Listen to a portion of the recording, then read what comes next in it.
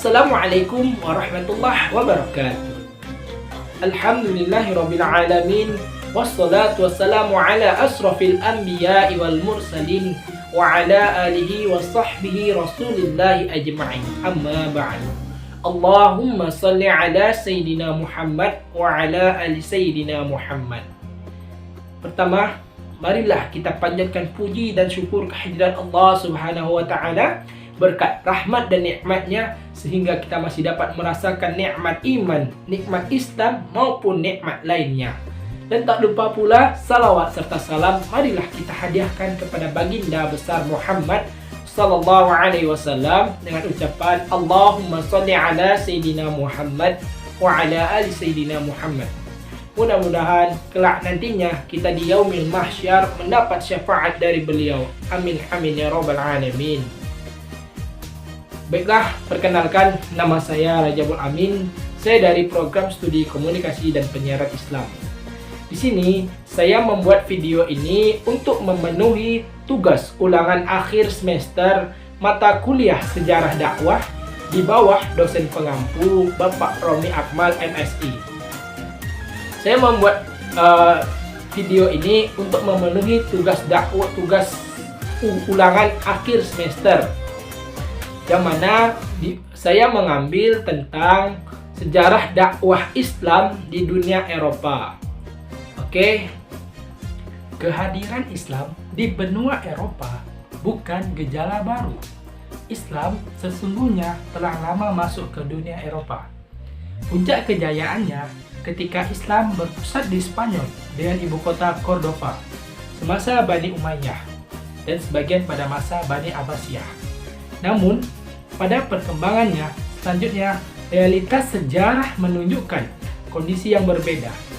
Islam menjadi tersingkirkan dari tanah Eropa dan menjadi masyarakat minoritas di masa sekarang ini.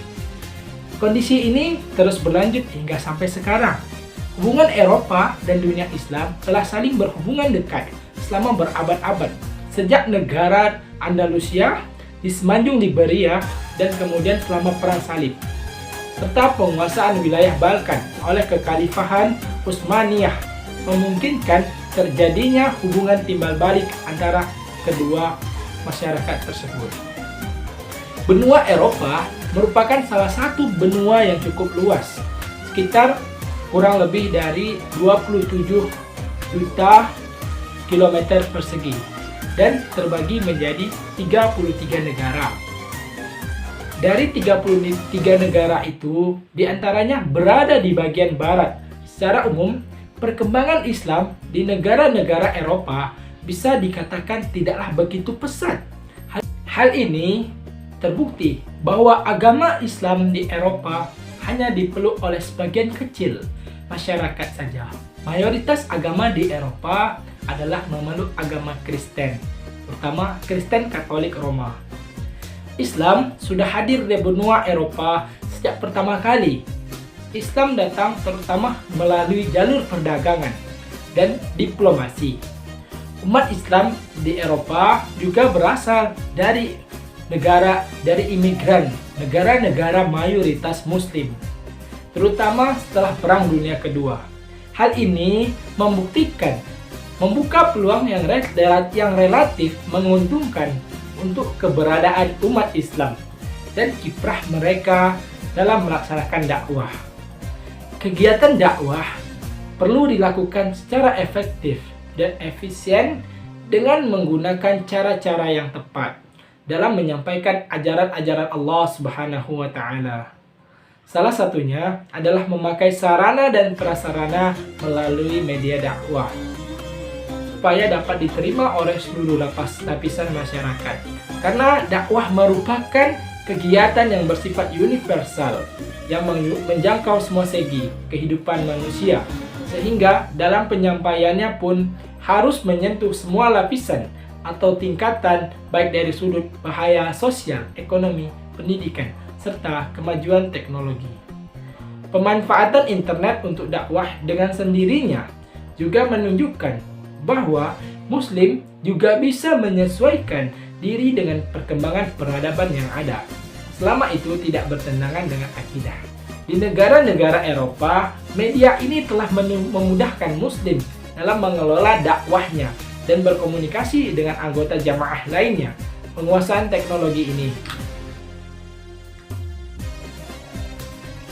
Kemajuan Eropa yang terus berkembang hingga saat ini banyak berhutang budi kepada khazanah ilmu pengetahuan Islam yang berkembang di periode klasik.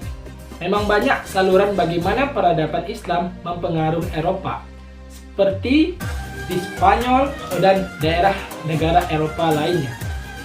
Masyarakat Islam di Eropa terdiri dari para imigran dan para sebagian kecil masyarakat asli. Sebagai masyarakat minoritas, mereka ditantang untuk mampu menampilkan wajah Islam yang tidak ketinggalan dalam berbagai aspek kehidupannya di tengah-tengah masyarakat mayoritas non-muslim. Dalam perjalanannya, sejarah umat Islam telah banyak melakukan perjuangan untuk tetap mempertahankan identitasnya dan untuk menarik simpati kepada umat lainnya. Perjuangan mereka terutama melalui organisasi-organisasi baik yang bersifat religius ataupun kebudayaan. Tentu saja, banyak kendala yang dihadapi oleh minoritas Muslim di Eropa, baik kendala struktural maupun kultural. Salah satunya contohnya adalah pembangunan tempat ibadah seperti masjid yang sangat sulit terwujud di Eropa. Dari kota London hingga Marseille hingga Madrid, penduduk dan pemerintah negara-negara Eropa terus disibukkan dengan penolakan pembangunan masjid. Mereka menantang pembangunan masjid karena dianggap bisa mempengaruhi keamanan nasional dan kepribadian mereka. Hal ini tentunya menjadi tantangan tersendiri kemajuan umat dan bagaimana pula mereka bersentuhan dengan pemerintah dan sosial budaya mayoritas non-muslim. Sehingga Muslim diakui eksistensinya. Nampaknya umat Islam harus terus berjuang dalam mengupayakan peningkatan kualitas keilmuan dan karya-karya yang lebih nyata. Islam di negara-negara Eropa semakin terus bertambah.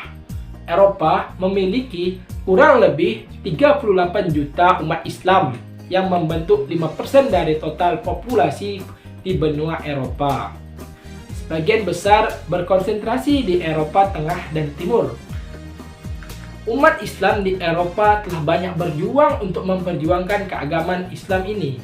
Di antaranya, mereka bisa membangun masjid dan mereka bisa mendirikan suatu pendidikan di negara-negara Eropa lainnya. Demikian yang bisa saya sampaikan. Apabila selama saya penyampaian ada kata-kata kurang berkenan, mohon dimaafkan. Tutup dengan doa kafaratul majelis. Subhanallah wa bihamdihi, subhanallah wa bihamdika, asyhadu an la ilaha illa anta, astaghfiruka wa atubu ilaik. Wassalamualaikum warahmatullahi wabarakatuh.